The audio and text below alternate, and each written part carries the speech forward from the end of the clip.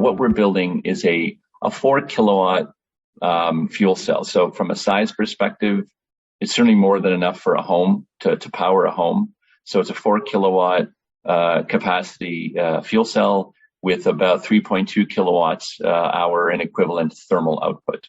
So it's sort of designed perfectly for a home or a small building.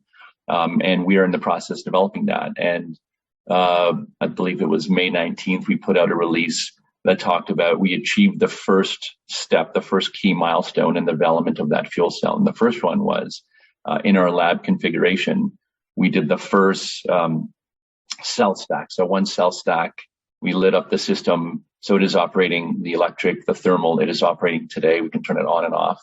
And that sits in Belgium, and that is operational. So we achieved that first bench test of that technology.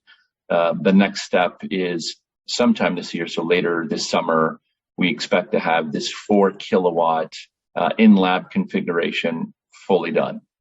And that will lead us into next year, where we then look at getting CE, so European certification for it, and start getting some 2 units made and tested next year.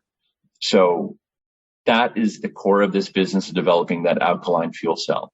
And why that alkaline fuel cell? It really comes down to, climate change is an issue. And in Europe, far more than North America, Europe has really bet large on the hydrogen economy. And so you have over 15 European countries that have all signed on to eventual conversion of their natural gas systems that would flow to people's homes and their businesses that are being converted over to hydrogen.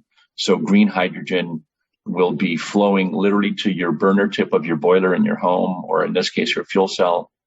And that's the expectation the coming years and decade as it rolls over in all these countries. We are gearing up for that. So when that hits and customers have hydrogen coming to their home, our fuel cell will be the most cost-effective, affordable, renewable, and reliable system you can run your energy on in your home. And that's exactly what we're trying to build. So the way I look at it, and I've only started a month ago, is we have this original equipment manufacturer, this OEM side of the business that, let's face it, when that does hit, that's the hockey stick. That's the hockey stick we develop for investors for what we're doing in this marketplace. But in the short term, we need to diversify our investment strategy. We need to have real assets, real revenue, real earnings to really balance this investment package for the market conditions they are today. So the board acquired a CHP business. So we're a developer of energy assets before I started. And I can dive more into that. But that OEM side, the fuel cell side, is a critical piece to where we'll end up. It's a question of what we do on the way there. And there's no straight line. So we're making sure we have the right pieces to get us there.